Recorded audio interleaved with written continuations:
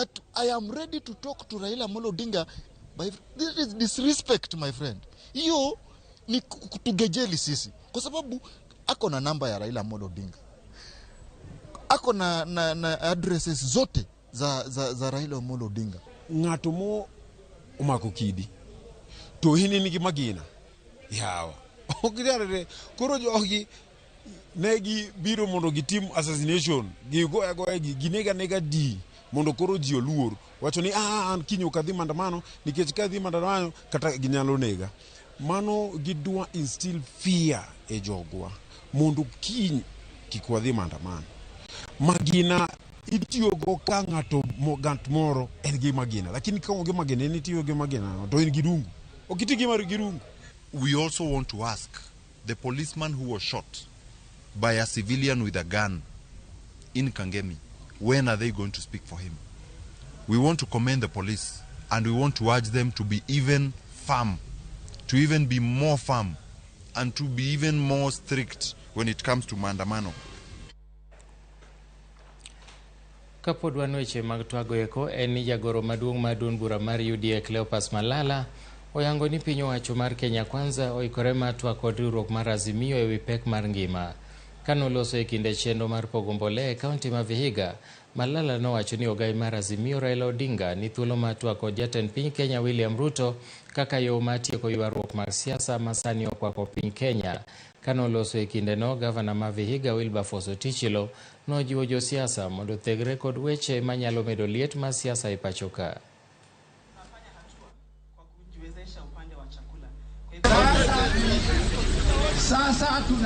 Hata kama bei ya unga imepanda, tuko na njia za kufanya hizo bei ya unga sukari irudi chini. Mumeona juzi rais ameimport mafuta. Tunataka bei ya mafuta ya kupika pia irudi chini. Tunataka mahindi ikuwe mingi, bei irudi chini. Juzi mumeona gas, amepunguza gas kwa shilingi 500, lakini iko makatel fulani kwa petrol station wamekataa kupunguza bei ya gas. Tunataka wale watu wa kuangalia weights and measures na kuangalia mambo ya prices waende wahakikishe kwamba watu wamepunguza bei vile instructions zimepeanwa na zile mitigation serikali imeweka. Tunaomba viongozi wetu wa ngazi za juu na Kenya kwa jumla, maneno ya malumbano tuwachane nayo. Tukuje pamoja, tukae pamoja vile tumekaa hapa. Tukae, kama tuko na matatizo yote tuzuluishe. Tunajua uchumi ni mbaya, tunajua wananchi wako kwa hali mbaya, lakini kwa hiyo hali mbaya lazima tukae chini ndio tutatue hiyo matatizo. Wadhi kaunti ma Migori kama jokanyo jiwo twak ewi yore mag kedo kod nyange mag nyiri. Kenya ok ne ochopo kare lek mar tieko midhierono higa mokalo kaka nochan, nomiyo jokanyo sani koro nono okenge manyalo konyo nyithindo manyiri mapod ni kama rach kaluwore kod nyange. George Juma miyowa ler kowuok e kaunti ma Migori. George Juma, inyalo nyisowa achiel kachiel ni to chenro ma kamano ochopo kanye, to jokanyo manie sekta mar reso nyithindo manyiri wachang'o ewi tim mabende pod dhi nyime ni? Erokamano Milton, awinji makare ka bende sama wuoyi ni wantie gweng'o mag Geto Ng'anya e ward no mar Masaba e sub county no mag Kuria West. Ka bende kinyalo ng'iyo to kaka kanyo nitie romo bende nyaka sani koro dhi nyime. E romo no bende obako ruokro mar Mekon Trap Kenya. E romo no bende osebedo e okang' manyime kod kedo kod weche go mag nyango mag nyithindo go manyiri. E gweng'o mag Kuria kaachiel kod oko mar gweng'o mag Kuria. Ka bende chieng' ma koro nitie romo bende koro bagi mar wuoyo kod rawere to ahinya mago manyiri. E yore minya geng'go nyango mag nyithindo go manyiri. Wang'eni kaunti ma Migori achiel kuom counties go mag 22 ma bende koro pod rawere mathoth to ahinya gweng'o mag Kuria koro pod itere weche go mag nyango. Kata bed ni okenge osego mathoth, nyaka sani koro pod yangore ni weche go mag nyango koro pod dhi nyime e gweng'o mopogore opogore to ahinya gweng'o mag Kuria. Ka bende riwruok machal koda mae koro biro chon mar chako ni gikuogi kedo kod weche gi mag nyango mot e dwe mar 12 mar higa ka higa ma nyithindo go manyiri osebed ka itero nyango. Wanya paro ka higa mokalo malo nyithindo manyiri malo 600 ne oringo kuonde mane gidake kani idwane mondo ter gi nyango ka bende nitie ji mathoth mabende ne omaki kani itido gi kod weche go mag nyango mthindo go manyiri to nyige go mag kuria adwane mondo koro imiya thuolo mondo koro atwa kod achiel kuom jokanyo go mag mi contract mar ng'iyo ni to nyaka sama wueni wasego kang' machal nade to ang'o momiyo pok watieko weche go mag nyango kaka nwano ka jatend piny Kenya machon Uhuru Kenyatta ne osingo ni higa mokalo higa mar 2022 nonego bed watieko weche go mag nyango e piny Kenya. Erokamano. Koro adwani chori machiegni adwani chaknwa ki yangoruna gi nyingi to ikonwa ni to nwageno ni higa mokalo nwatieko weche go mag nyango kaka ne olandi kod piny owacho ma Kenya. Ang'o mipok wagika? Nyinga Benta Dhiambo Mbwayo and donor representative from Norway. Nyangu wago lweny, nyangu en lweny nowach norumo last year to wan joma goye ka osegoye ma higa mar 13 to ok noneno ko nyalo rumo higa 2022 so pod wagoye ok oyot en social control to tieko social control take time kech no bedo build for many years ok no chake san minyalo tieke gi san koro en lweny to sani bende koro dhi underground samoro jo Kuria nitie Kuria Tanzania gi Kuria Kenya. The cross border issue maonge ngamalugo ma take relatives from that side, relatives from this side. Circumstances now taking border at night is still underground, so podo okubirumo podigoe. Usebede gwenge ma Kuria higni maromo 12 ka ukedo kod nyango. Ang'o momiyo kang' mwasego machalo tang'o mosemono watieko gini to wasego kang' machalo nade bwana no kurumo machiegni. Wasego kong mang'eny lakini rumo machiegni okane kata jatelo mokalo nowacho kamano nikech gino kibede ground wane mane ground.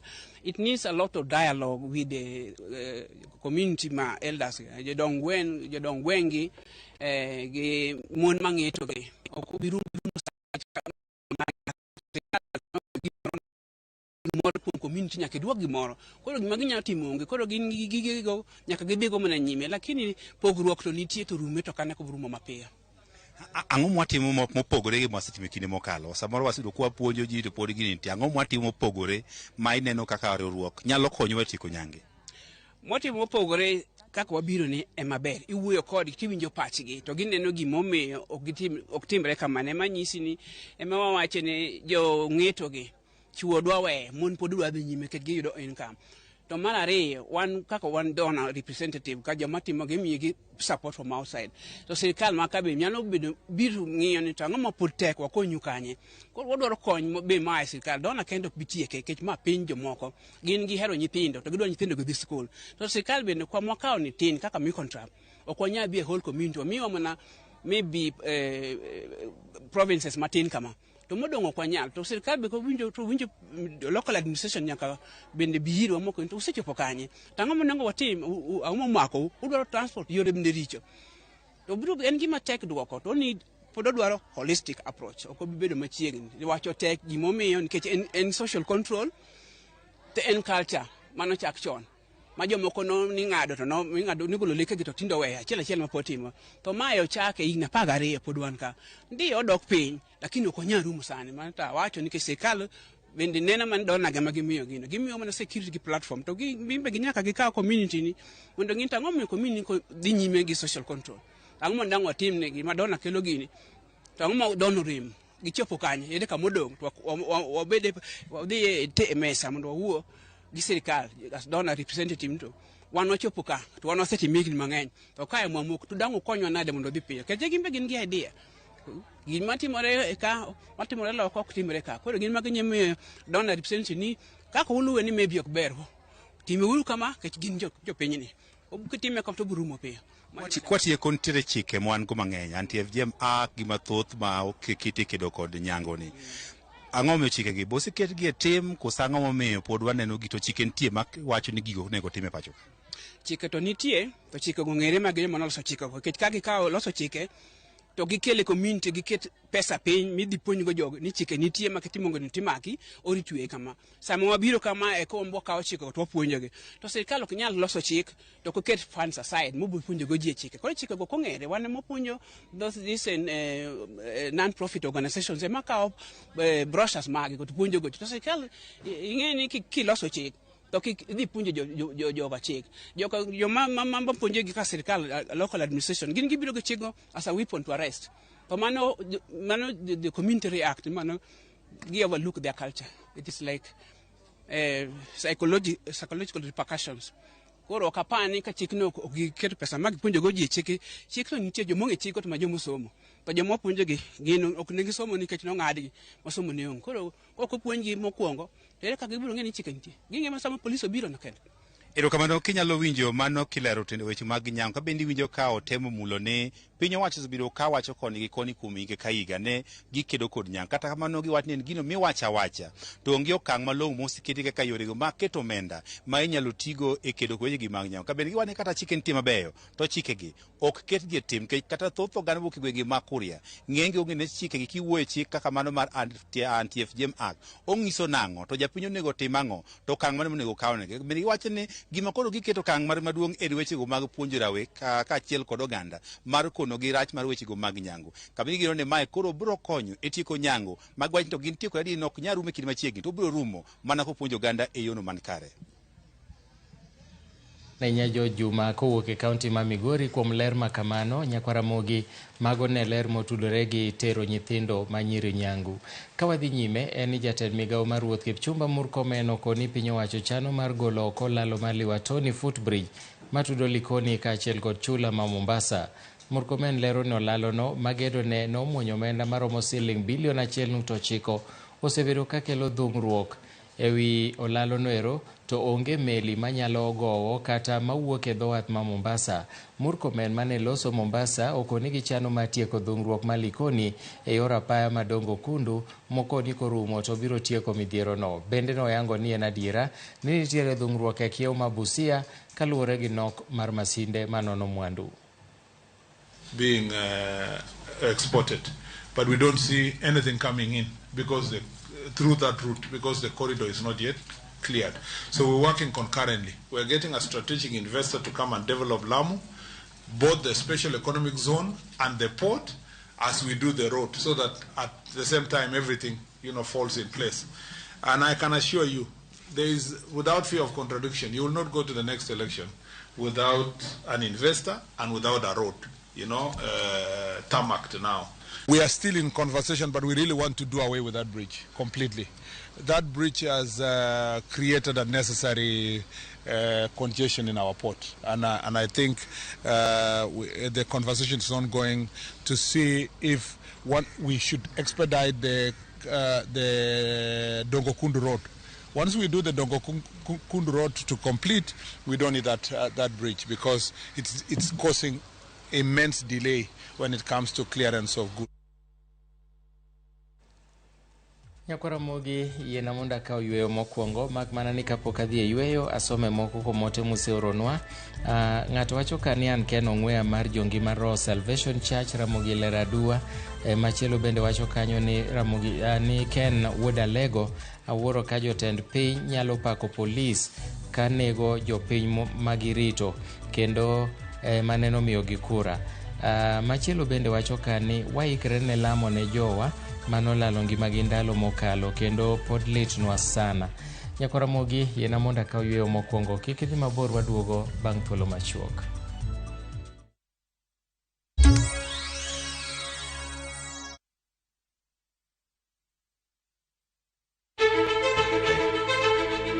Kokalo kuom lakteche kod thieth, wayudo ng'eyo kaka dendwa tiyo. Nitie hormones mar ng'ama miyo kata ng'ama nyako. Iluongo ni estrogen gi progesterone. Kendo wayudo ng'eyo kama inyalo yude kony moluwore gi weche thieth. Daktari en tich ne thiedho oganda mondo oganda odhi maber. Kaka wadak e kinde ma ok ong'ere. Ngimawa en gima duong' moloyo. Ka en ng'ama osiko ka ywaka en kama osechopo dwa kawo ngimane. Kineno science gi wek rito. To e penj laktar wakelo ni lakteche molony to gilero ni weche thiedho tuoche ma opogore opogore kod rito kit ngima maber. Anyalo tiyo kod chiemo e geng'o thiedho kaachiel kod timo bero ngima wa bende. Yes, erokamano ahinya. Penj laktar kokalo e Ramogi TV kama wacho ni ngima en mwandu. Wuok tich nyaka tich abich chakre saa 12 odhiambo nyaka saa 1 mar otieno. En chenro ma kik bayi kata matin.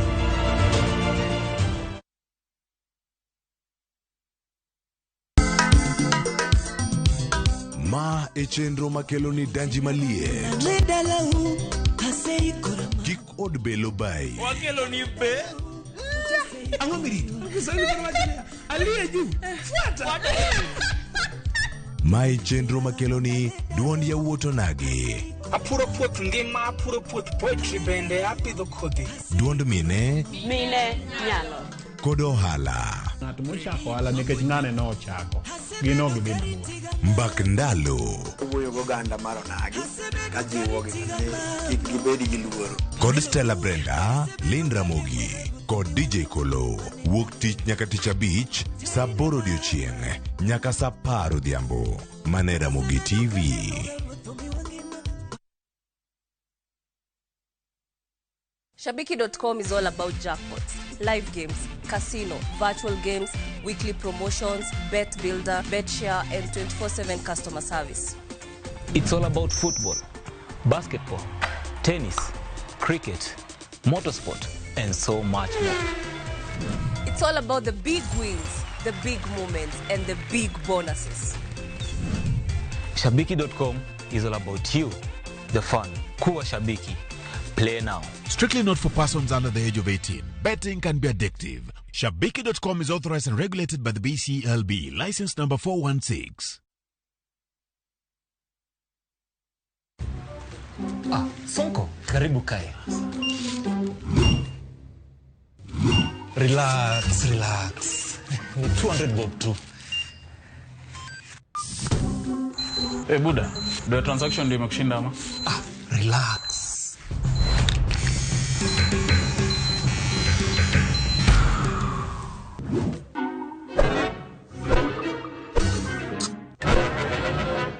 Umenyoa watu kama kuku juu ya tokens. Janjez, kuongeza transaction aje. Nunua KPLC tokens bila charges only on Airtel Money.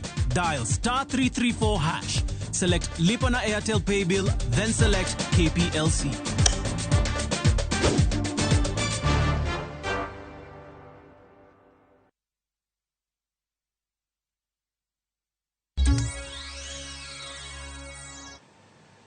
Machiegni nyako Ramogi. Jopur mawuok e kaunti ma Kisii oyudo fuong'ruok bang' piny owacho chwalo negi mbolea kuom nengo mogonyore.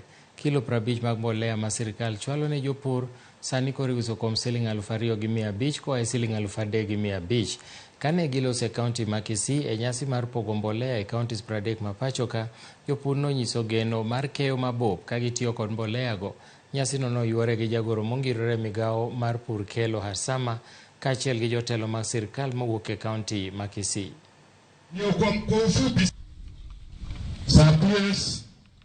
Manake itakuwa kazi rahisi ya wakulima kuweza kupata mbolea hapa na pia kwa bei ya rais. Na pia sio mbolea peke yake. Manake kuleta seed board hapa pia vijana wataweza kupata ajira ili kuweza nao kujipatia mkate wa kila siku. Sisi kama wakulima ni shukrani kubwa sana kwa serikali yetu kwa vile wamepanga kutuletea mbolea hii ya subsidy kwa bei ya rahisi. Lazima tuende sasa shambani tupande ili tupate mafuno. Serikali imefanya hii jukumu kwa sababu wanataka kuhakikisha ya kwamba Kenya tuko na chakula ya kutosha.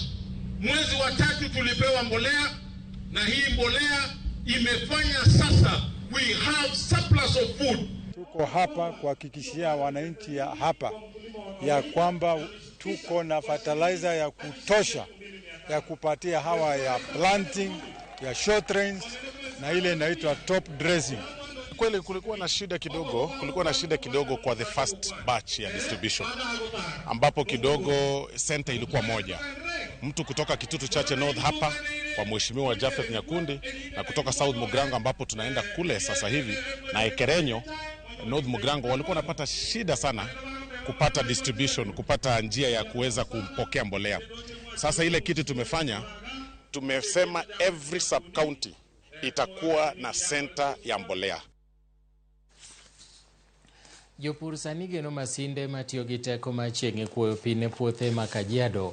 Chenro ma kama itayo gi kar timo nonro malati ya Isinya e kaunti ma Kajiado. Maeri en chenro mokwongo e Afrika ma koro oseketi e tim kuom higani achiel. Masinde go eko itiyo godo e chiko pi koth kendo keyo pi kisima nyaka e puothe.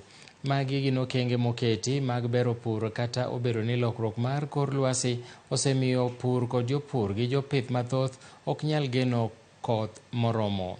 Ka tiegruok ma Latia tiyo kanyakla gi riwruok mar agroforestry Latia Kenya kod mbalariany ma Sheffield e chenro mong'ere kaka agroflastis mar mako chieng' gi masinde. Natupea the energy kutoka kwa the solar. Pia tunaweza kuvuna maji ya mvua kutoka kwa the solar na tunaweza kukuza mimea chini ya hizo solar.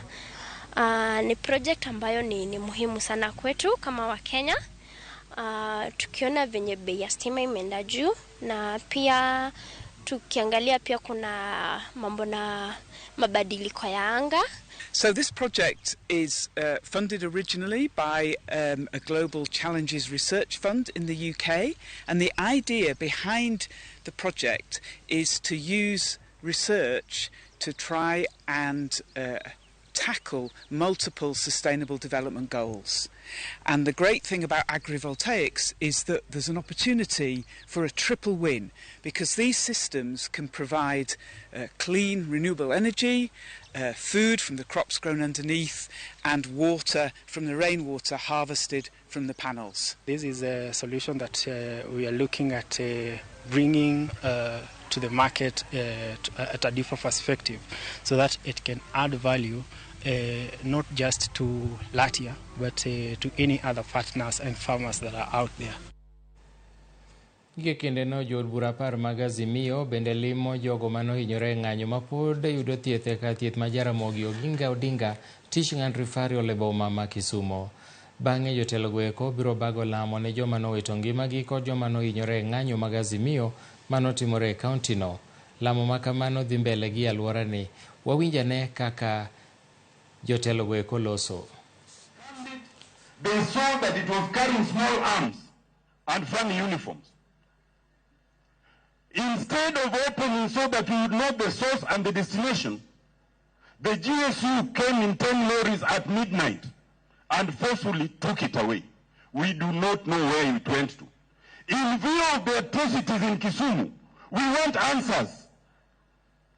Where did these guns go? On whom have they been used? I want to say this. Yesterday, the Honorable Atandi told them that this is a case of genocide. And I thank you, Atandi, for refusing to withdraw those remarks. Ladies and gentlemen, what is genocide? Genocide is defined as the deliberate killing of a large number of people from a particular nation or ethnic group with the aim of destroying that nation or group. Nation or ethnic group. If you look at the atrocities that have happened, right from Busia all the way to Kisi, Migori, Siaya, with the epicenter in Kisumu, I want to ask you, genocide or not genocide? Genocide or not genocide? It is particularly shameful that as that goes on, one of our own in the name of Raymond Omolo takes a plane from Nairobi and lands in Kisumu, does not come to Russia to see the 15 bodies lying in the morgue, to see the 26 people badly injured. Some of them, the bullets are still lodged in delicate places that cannot be operated. Passes through Bondo, where the body of David Agan and Edwin Owino, David Agan from Gon and Edwin Owino from Rarieda, is lying. Goes all the way to Nyamira to go and mourn a house. He mourns a house and calls the press to cover. Shame. Shame. Shame. Thank you.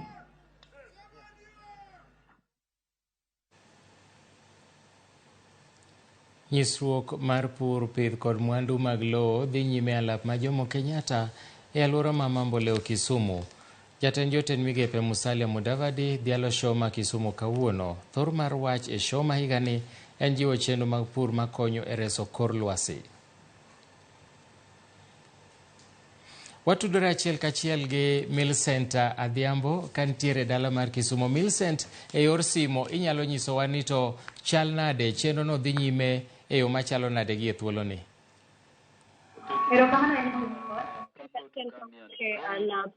Majomo Kenyatta kuma nyasi mar mondo opogore opogore mane Balford riwruok mar agriculture of Kenya la prima che sono degni che molo e se okalo chen kanyo kar sauchiel mar dialo sayanga gitu no tindo gino madonyi ne tende pepe msalam davadi woto e kuonde ka kuonde kamotingo no chako kod ka communication authorities of Kenya mane ong'eyo gigo madonyi ne kanyo kana bang'e to dhi ka Kenha kuma kanyo bende no nyalo wuothe molimo gigo madhi nyime kasto odhi Jaramogi Odinga teaching science and technology kuma bende kanyo bende no nyalo limo kasto odhi kar timo nonro mag kothe mopogore opogore mar ka Kenya Seed Limited ma bende kelo kothe mopogore opogore ma bende olosi e lony manyasani ma nyalo tiyo godo.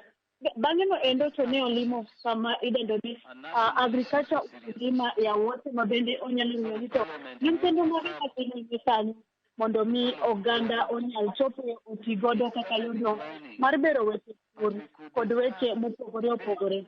Bang'e no endi jatend migao no nyalo chopo kama itimo nonro mag gigo ma ipidho kata jamni mondo ne ni to ang'o minyalo tim ahinya to e gino masewinjo da addition kata medo mondo weche kod pith onyal dhi malo. Gisani jatend migao jatend Salem Davadi odonjo e kama bende itime kor wach makawuono bende ne en nyasi makawuono ma bende jokisungu dano ni promoting climate smart agriculture and trade initiative for sustainable economic growth. Mano bende kor wach magin go kawuono ma bende gidwani midhiero bende ikelo kod lokruok mag wach masiro ga dongruoge ma sekta mar pur kata dongruoge mag gigo ma ipuro mondo mi onya kendo kata kae oket godo kendo tieki kendo weche ohala kaachiel kod weche pur odhi e yo makare. Gisani en mana wuoth makare kata konyono ka kod ka kata kuonde ma bende ma mopogore opogore gi jogo man kod mwandu ma onyalo nyiso mondo mi one mondo bang'e okeni to ere gigo moneno kaber to gigo moneno kuma rach nitiere ma ginyalo loso kaka piny owacho kata kaka jatendiepe kama onyalo chwalo duonde mondo mi okele lo kod kae kendo wan kode kanyakla sang'o mseche ma mbele kanyo ang' yud thuolo mar chwak kod jofwambo kaachiel kod jokanyo kata mwandu manochopo kaendi manyiso mwandugi mondo nyiswa ni to bang' to kando morore e stol ka stol mar neno gigo madhi nyime gin wach madhi chwalo nyime neno ni oket dongruok mopogore opogore e bero sekta mag weche kaachiel kod mag jamni. Ka kamano kionge penjo moro amora taduoko ni e studio mondo idhi nyime kod kelo weche mamedo tutona e mesa mar weche Milton and Paul. Erokamano ahinya Millicent Adhiambo kuom ler ewi show ma Kisumu.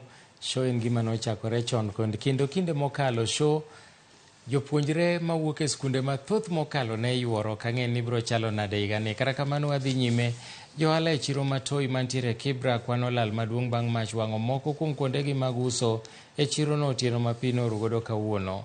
Wachore ni masira mar mach nowuok bang' sitima lal e kar dak ma Makina kaeto bang'e sitima ka noduogo to nomuocho mach e kar ohala moro mane jauso wiyo wil ma okoloro gige tedo matiyo gi sitima.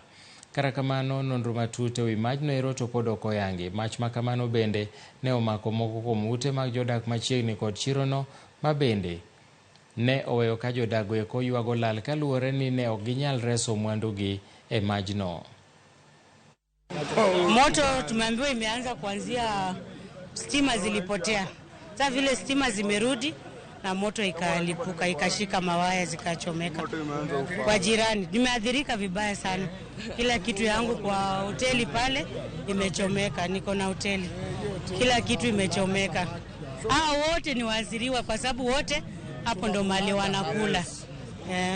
Nakadiria hasara kama around 500 to 600,000 kwa sababu vitu zimechomeka, chakula, viti, mavyombo, kila kitu. Hakuna kitu tumeweza kuokoa. Nyumba yote, fridge, yani kila kitu imechomekewa. Hapo sasa mimi hata mimi kukimbia kwa nyumba yangu akutana moto kwa mlango. Hata mama watoto alikuwa ndani akipika chakula. Pia naye nilikuja naye kwa mlango. Hakuna kitu nimeshikwa kwa hiyo kitu, kwa hiyo nyumba. Hivi ninavaa nguo zangu hivi ndio niko hivyo. Watu wale wanapika chips, wakishapika wakati blackout ilienda hawakuzima vitu zao, so hiyo ndio imeanzisha moto. So we cannot blame Kenya Power. Kitu ingine tunashukuru sana wazima moto, wameweza kufika haraka, wameweza kuokoa at least. Leo watu wa Kibra Makina tumeona at least watu wa zima moto wamerespond haraka sana. So moto imeanzia tu hapa. Hata leo sikufungua, lakini nimekuja nikapigiwa simu nikaambiwa kibanda inachomeka. Mimi kukimbia kukuja nikapata kila kitu. Hakuna kitu nimeokoa. Nimepata kila kitu kimechomeka na nimepata hasara kubwa sana hapo. Mauktin ne jopuonjre miarie skul secondary Mandundo Ururi e sub-county manya Ururu nochuno mondo nindie koyo tok mach mager wang'o odgi mar nindo. Kaluwore gi tend sikuno kod apisa mag somo e alworano, mach ma kamano nochakore saa 2:30 mar otieno ka jopuonjre ne rik dhi nyime gi somgi mar otieno. Apisa mar somo manya Ururu Samson Borogo oyango ni onge ng'ata ng'ata manoyudo hinyruok e masirano kaluwore ni jopuonjre duto ne nie kilese. Mach ma kamano nosim gi jopuonjre ka gikonyore gi josim mach mawuok e boma manya Ururu. Nonro mohiu wacho ni nyalo bedo ni majno nokel gi ng'ikruok e teko mar sitima.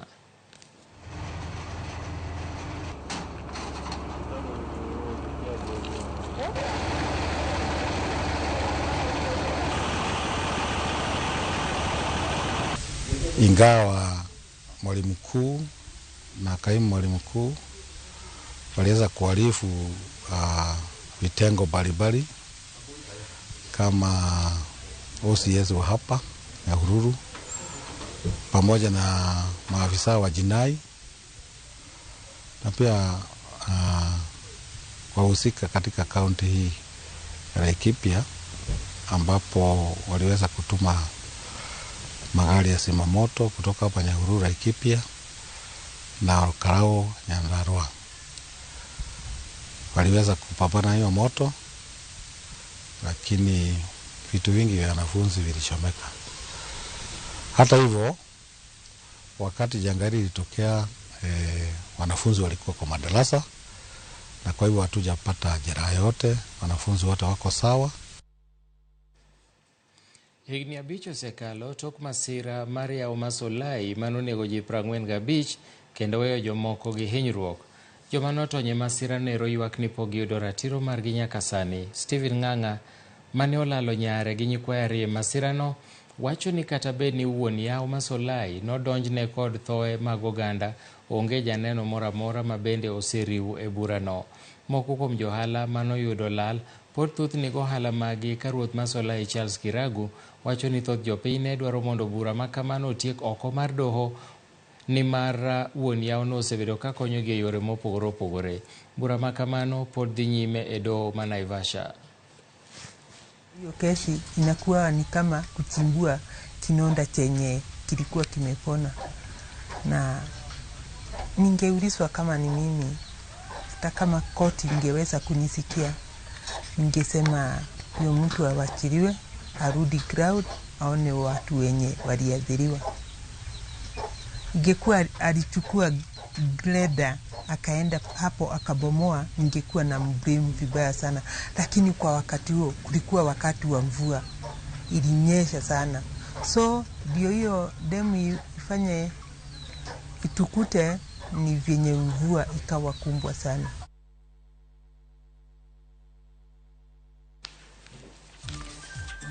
Ramogi yena monda chaka kao yweyo mar ariyo ni mar bang' yweyo ni pod wan gi mathoth, akwayi ni kete mana kanyo.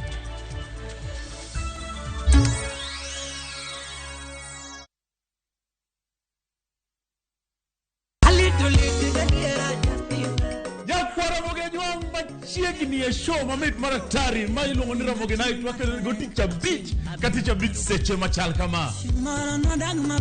Ka in jahera mar luo benga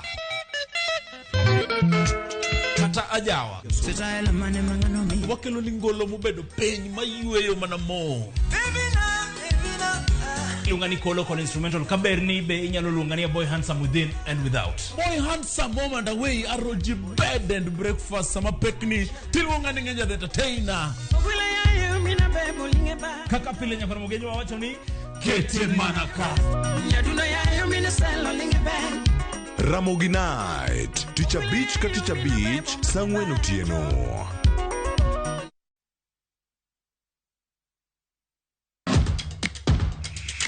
Epewe mag tuke mayero, hero maradhula, kendo ipako gilo.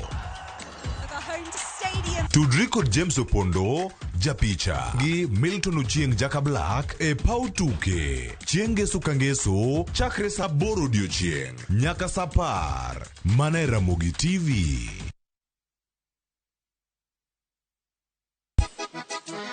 Double King. Sango nini bandiko? Bote mingi baninga. Machiegni urunyo kwa Ramogi wange wangjoi mar Ramogi TV ma entie dero. Ilongoli rumba at room temperature. Every Saturday nyako Ramogi wako. Inyalo uro request mari. Ote machuok yaria deka ochiel nono. Lungani boy handsome woman away. Aroji bed and breakfast. Lungani Stella Brenda. Ochieng. Nyinga en PDG Papa Vic. Seki mwenda ya motema na weni fidelite.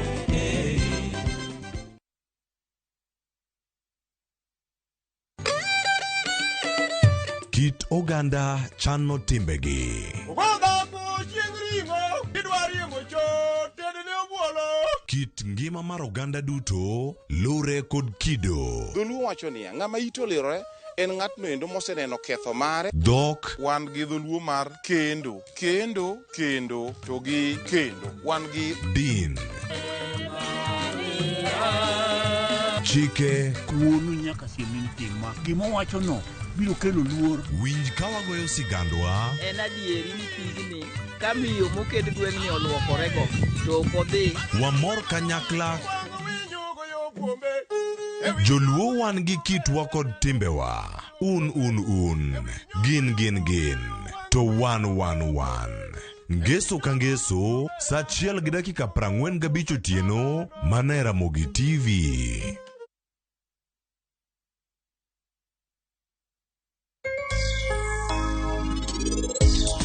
Ng'ama dhako ema loso ot. It is your responsibility as a woman. Ne ibiro miyo pesa nga. Miya pesa kasunguka. Ma biashara kadwa tugo. Poka chwanyo ng'ato nyaka ne nyuola. Brano ken type na that's it. Onge arus madhi timro ken nyaka nyuka di. Ube kendo ro arus no kendo. Tisechako plan la le jonyuolu. Pesa madonjo mokwongo ni. Adhi timo godieni. Nyaka ndik Men in Black kapare. Gini asebedo kapango kuom higni mathoth. Love is blind. Dial *334# to enjoy 1 GB at 50 Kenya shillings for 24 hours. Bundle exclusively available on Airtel Money. Okay, nimeshasetiwa hiyo 1 GB. Sana data yako kakuku tu.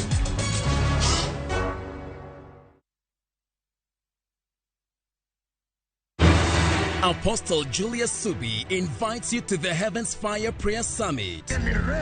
Supernatural power. The summit will be held at the Nyayo National Stadium from the 1st to 6th of August 2023. Guest ministers: Prophetess Cindy Jacobs from USA, Pastor Robert Kayanja, Uganda, Apostle John Kimani William, Kenya, Archbishop Harrison K. Nganga, Prophetess Francina Norman. Remember, the dates are from 1st to 6th of August 2023 at the Nyayo National Stadium. This is an annual convergence of God's army. For more information, call 0757 223233.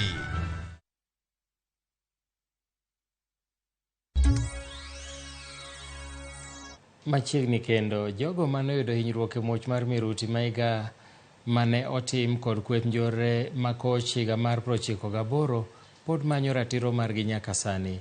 Giywak ni monjno loko ngimagi kendo mayo gi nyalo mag manyo kaka ginyalo dak. Kata kamano higni 25 tok monjno, moko kuomgi wacho ni pok giyudo konyruok.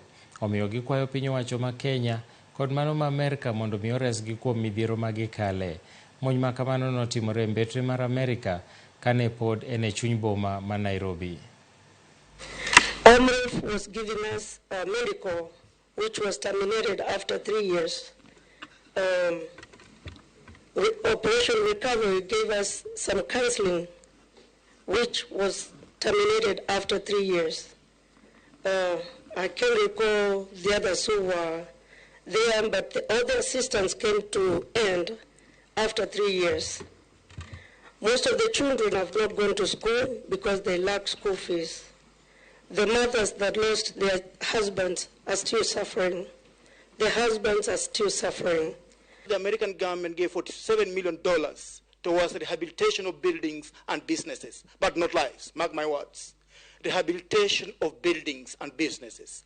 And we, the victims, for the last 25 years have been greatly discriminated by the American government. We have never received any form of compensation. If there is restrictions of being an American,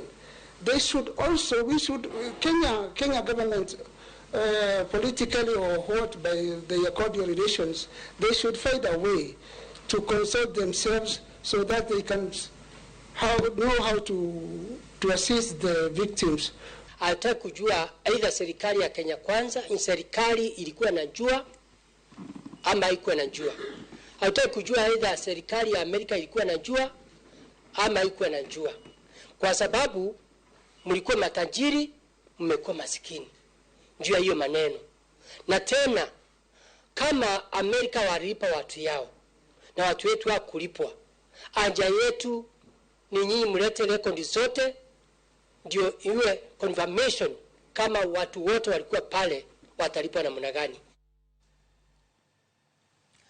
Piny owacho olando ni chenro mag mbui mare mag e-Citizen oduoge wang'e bang' bedo ni ng'ikruok ne obedo kuom ndalo 5 nyaka nyicha ne tem monje kod jonjore magin achudhe mag mbui. E-Citizen moting'o chenro ma ok tin 5,000 mag sirikal en achiel kuom mbui mosebedo gi ng'ikruok bang' monj gi achudhego eko motisore gi nying mar Anonymous Sudan.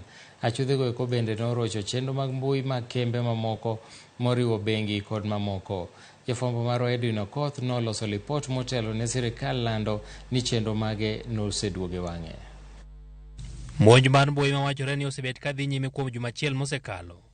Koro ne omwomo piny owacho, kembe kod bengi ma pachoka, mane ochuno mondo lor ohala ma itimo e yor mbui. Jatend migawo mar tudruok Eliud Owalo ne owacho ni njore ma kamano ne geto mbui mar piny owacho ma itimogo tije mathoth ne oganda kata e-Citizen. Owalo kata kamano ne owacho ni jolony mag piny owacho osekedo kod monj ma kamano kendo onge lal moro amora mar nonro mag oganda manyalo bet ni koro ni e lwet achudhego. Jatend migawono ne omedo ni piny owacho koro osejiwo arita makare mar mbuino monego bed ni oganda nyalo yudo e kony 5,000 mopogore mag piny owacho. E-Citizen bende konyo piny owacho choko omenda ma kore lach odiechieng' ka odiechieng', omiyo lal mare ne en lal mar yuto ne piny owacho. Migawo mar mbetre machiwo oboke mag jowuoth madonjo e pacho ka bende ne ok nyal tiyo tijno. Ne ochunogi mondo gigol milome ne kembe mag ndeke mondo yiene jowuoth odonj e ndeke maonge oboke ma koro inyalo mana megi ka gichopo e paw ndege ma pacho ka. Ok en mana piny owacho kende manoyudo lal. Kambi mar keyo teko stima Kenya Power ne ogolo ote bang' oganda ywak ni ok ginyal nyiewo tokens mag stima yor ong'we yamo. Ote mar Kenya Power ne oyiene nitiere ng'ikruok ma mono oganda nyiewo tokens, kendo oganda koro ne nyalo mana ng'iewo teko stima e apise mag kambino, dukni kata bengi. Kata kamano, jonjorego ne ok oweyo bengi oko. Ma ok tin ne bengi 5 ma pachoka ne oro ote ne jokanyo mag lando ni moko kuom chenro mag golo kata keto omenda e yor ong'we yamo ok nyal tiyo. Jonjorego maluongore ni Anonymous Sudan ne oketo ote mbui mar yango ni gin ema gimonjo mbui ma Kenya, kendo ka gisingo ni thoth mbui ma pachoka pod biro medo bet kod ng'ikruok. Edwin Okoth, Ramogi TV, Nairobi. Apaya mabor ne romo kilomita 860 e tong' ma piny Kenya gi Ethiopia korise kuom keto ne johala mag dhano yot mar timo ohandgi ka mono apisas mag rito tong' fwenyo timbegi. Achiel kuom okinde mag apise mag jomin buche sub-county ma Moyale, Harrison Kiarie, ogolo ywak no hand uso dhano thoro bedo e tong'no ka jonjorego eko tiyo gi lach mar apayano e pando maling'ling' mag chenro magi ka Harrison bende nomedo ni ohand dhano e tong' koro ketho winjruok e kind pinje ariyogo Kenya kod Ethiopia. Harrison noyango magi e kinde yango chenro mar kedo gi kuo mar nyithindo kod weche mag daro oganda e boma ma Moyale. Harrison okwayo piny owacho mondo mi otwa kod tend piny Ethiopia. For human trafficking, it acts as both transit, source, and the destination. There are quite a number of factors which contribute to that. One of the key issues is unemployment. There is unemployment among the youth and among many, because of the drought, many people have lost their livelihood, they have lost their livestock, and because of this, many youths are becoming gullible and they can be easily lured into this, this trafficking syndicate. We also have, for the lack of better word, criminal networks that works along the border. Yes, they take bribes and they facilitate this process of, trafficking people who are coming from Ethiopia into Nairobi, into South Africa. The imams, when you're in the mosque, preach that child abuse is, violence against children is not good. When you're in the church, preach that. When you're in the office or DPP, tell even the perpetrators that whatever you've done is wrong. Encourage others also not to engage in that.